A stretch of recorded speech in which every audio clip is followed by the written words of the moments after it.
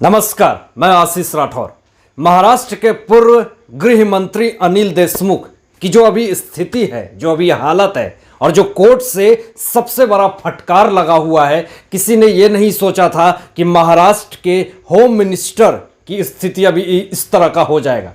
अभी किस तरीके से कोर्ट ने जब खाने को लेकर के इन्होंने कहा और अच्छी नींद को लेकर के इन्होंने कहा, तो कोर्ट ने क्या फटकार लगाई ये बताएंगे आपको। और सबसे बड़ा झटका जो अभी लगा है अनिल देशमुख को, ये भी बताएंगे। लेकिन जो आपको बताऊं कि एक बेशर्मी की जो हद होती है वो रिया ने पार कर दी है। उसकी वीडियो बहुत तेजी से वायरल हो रही है। उस वीडियो को आपको लास्ट में दिखाएंगे कि मेरी फोटो अच्छे से लेना, अच्छे से डालना, काफ़ी ज़्यादा मुसीबतें होती हैं मुझे। लेकिन आपको यह भी बता दें कि किस तरीके से एनसीबी को लेकर के जो बड़ी खबर आ रही है, एनसीबी एसआईटी को लेकर के जो नवाब मलिक बार बार सवाल खड़े कर रहे थे, उनको लेकर के एक बड़ा खुलासा हुआ है, वो बताएंगे। लेकिन इसी बीच में कुछ जो माफियाज लोग जिस तरीके से अर्णव गोस्वामी के खिलाफ जो साजिश कर रहे थे, तो आज देखिए कि उन सारे लोगों की जिंदगी और स्थिति किस तरीके की हो गई है। लेकिन सबसे पहले आपको बताएंगे कि एनसीबी एसआईटी के ऊपर जिस तरीके से नवाब मलिक सवाल पे सवाल खड़े कर रहे थे, पूरी तरीके से आरोप लगा रहे थे, बिना सोचे समझे, कोई भी प्रूफ ना कोई एविडेंस, बस अपने फेम के लिए जो आरोप लगा रहे थे।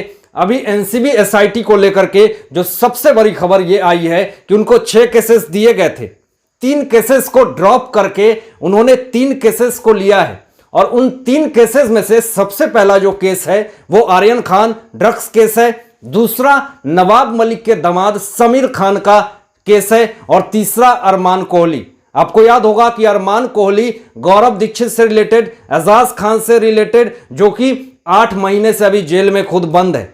यही नवाब मलिक जो है वो समीर वानखेड़े जी को पूरी तरीके से आरोप लगा रहे थे कि ये फर्जी है, ये पूरी तरीके से उगाही कर रहा था। लेकिन अभी जिस तरीके से खुलासे हो रहे हैं, चाहे वो प्रभाकर सेल कर रहा हो, चाहे सैम डिसूजा कर रहा हो, उसमें कहीं भी समीर वानखेड़े जी का कहीं भी हाथ नहीं है और कहीं भी नाम नहीं है। लेकिन इन सब चीजों पे नवाब मलिक कोई भी प्रतिक्रियाएं नहीं दे रहे हैं, क्योंकि उनको भी पता है कि अब अगर प्रतिक्रियाएं दूंगा तो अभी तो इतना ही मानहानि केस हुआ है, अगर और ज्यादा बोलूंगा तो कहीं घर से एनसीबी या ईडी मुझे उठा करके ना ले जाए। 3 दिन से ये पूरी तरीके से प्रेस कॉन्फ्रेंस नहीं कर रहे थे।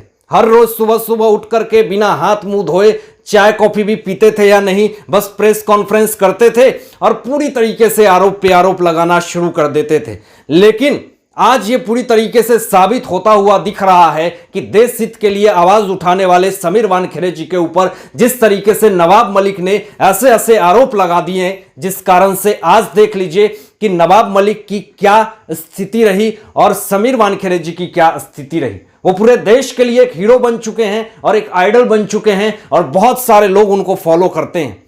आपको याद होगा कि किस तरीके से नवाब मलिक ने पूरी तरीके से फर्जी घोषित करने की कोशिश करी थी और पूरी तरीके से दबे हुए केस को भी इन्होंने जिस तरीके से अपने दामाद समीर खान को भी पूरी तरीके से फंसा दिया, क्योंकि ये केस जो है वो कहीं ना कहीं क्लोज नहीं था। लेकिन हाँ, दरवाजे बंद थे, डायरी बंद था, लेकिन अब पूरी तरीके से ओपन हो चुके हैं। अब एनसीबी एसआईटी के टीम को पूरी तरीके से ये केस दे दी गई है। अब तो यहां बॉम्बे हाईकोर्ट में याचिका दायर भी कर दी गई है कि इनके वॉइस सैंपल को लेने की इजाजत मिले और हम अपनी कार्रवाई करें, क्योंकि करण सजनानी और समीर खान के बीच में जो ड्रग्स चैट हुई है, जो बात हुई है, उसको वॉइस सैंपल से डिटेक्ट किया जाएगा कि क्या वो समीर खान की ही वॉइस है और करण सजनानी की ही है। अगर ये सारे सबूत सामने आ जाते हैं तो पूरी तरीके से इंटरनेशनल कनेक्शन भी सामने आएगा। लेकिन यहां पे एक सवाल यही उठता है कि नवाब मलिक अपनी पब्लिसिटी और फेम के चक्कर में अपने दामाद को भी उन्होंने फंसा करके रख दिया।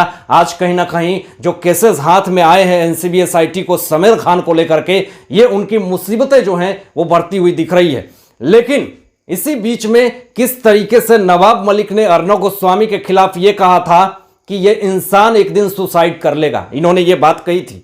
और आज देख लीजिए कि इनके ऊपर जिस तरह के आरोप अब बीजेपी लगा रहे हैं, मोहित कंबोज लगा रहे हैं, लेकिन अब ये कुछ नहीं बोलेंगे क्योंकि इनको तो अब पता चल गया है कि अगर मैं कुछ बोलूंगा तो मेरे खिलाफ ही अब पूरी तरीके से अंडरवर्ल्ड का कनेक्शन पूरा एक्सपोज हो चुका हूं मैं और अंडरवर्ल्ड से जमीन खरीदने की बात सामने आ रही है। तो यहां पे ये कुछ नहीं बोलेंगे। आपको याद होगा कि एक बार जब स्टार्टिंग में एसएसआर का केस आया था तो उस वक्त अनिल देशमुख जो है वो होम मिनिस्टर थे। रिपब्लिक भारत के जो रिपोर्टर हैं वो पूछते हैं कि दिशा शालियान ने 100 नंबर पे डायल किया था मुंबई पुलिस को तो कोई जवाब नहीं आया था। अनिल देशमुख जी आप क्या बोलना चाहेंगे? उन्होंने बस ऐसे कहा था और आगे बढ़ गए थे। लेकिन अब आप सोच लीजिए कि ये अनिल देशमुख इतना बड़ा पद, एक महाराष्ट्र के होम मिनिस्टर, 100 करोड़ के वसूली कांड में आज 14 दिन की जुडिशियली कस्टडी में यानी जेल में भेज दिए गए हैं।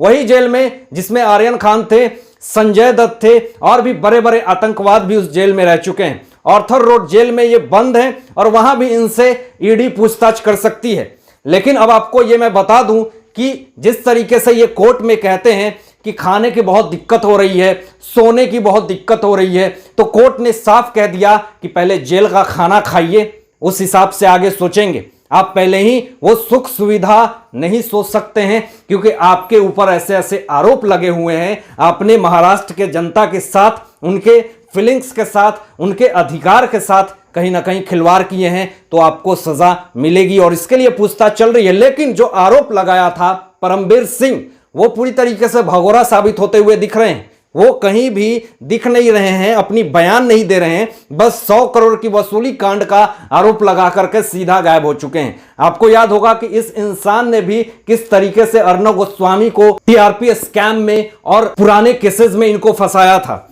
अनिल देशमुख को लेकर के ये भी मैं आपको कह दूं कि सचिन वजह किस तरीके से एक बड़ी पुलिस टीम इकट्ठा करके कैसे अर्नब गोस्वामी को 6:30 बजे सुबह में जाकर के उनको गिरफ्तार करती है। आज अनिल देशमुख भी जेल में है, सचिन वजह भी जेल में है और परमबीर सिंह के ऊपर भी गिरफ्तारी की तलवार लटक रही है। ये पूरी तरीके से आकाशवाणी डिवाइन जस्टिस है और कहीं ना कहीं ये ऐसा जस्टिस है कि डंडा तो पड़ रहा लेकिन आवाज नहीं हो रही है, दर्द तो हो रहा लेकिन बता नहीं पा रहे हैं, बोल नहीं पा रहे। यही होता है डिवाइन जस्टिस जो आज कहीं ना कहीं पूरी तरीके से ये दिख रही है। लेकिन मैं आपको आगे लेकर चलता हूं कि किस तरीके से अनिल देशमुख ने जो अपना साम्राज्य बनाया था 100 करोड़ का, आज ईडी का पूरी तरीके से सिकंजा जो है वो कसता हुआ दिख रहा है। अब रिया की जो पोस्ट है, जो वीडियो है, वो काफी ज्यादा सोशल मीडिया पे वायरल हो रही है। लोगों ने उनको ट्रोल करना शुरू कर दिया कि बेशर्मी की भी हद होती है, इस तरह का रिएक्ट करना और ऐसी लाइफ में अपने आप को शो ऑफ करना कितने शर्म की बात है। उन्होंने कहा कि अच्छी एंगल वाली फोटो डालना और इधर उधर से फोटो खींच करके मत डालना। फोटो डालना अजीब अजीब एंगल वाली नहीं। Okay bye. यहाँ पर है रिया जी, एक फोटो लो ना। अब इन सारे मुद्दों पे, इन सारे बातों पे आप लोगों की क्या सोच है, आप लोग क्या सोचते हैं इस विषय में अपनी विचार व्यक्त कीजिएगा। और ऐसे ही लेटेस्ट अपडेट पाने के लिए इस चैनल को सब्सक्राइब करके बेल आइकन प्रेस कर दीजिएगा और अपना ध्यान रखिएगा। Thanks for watching my video.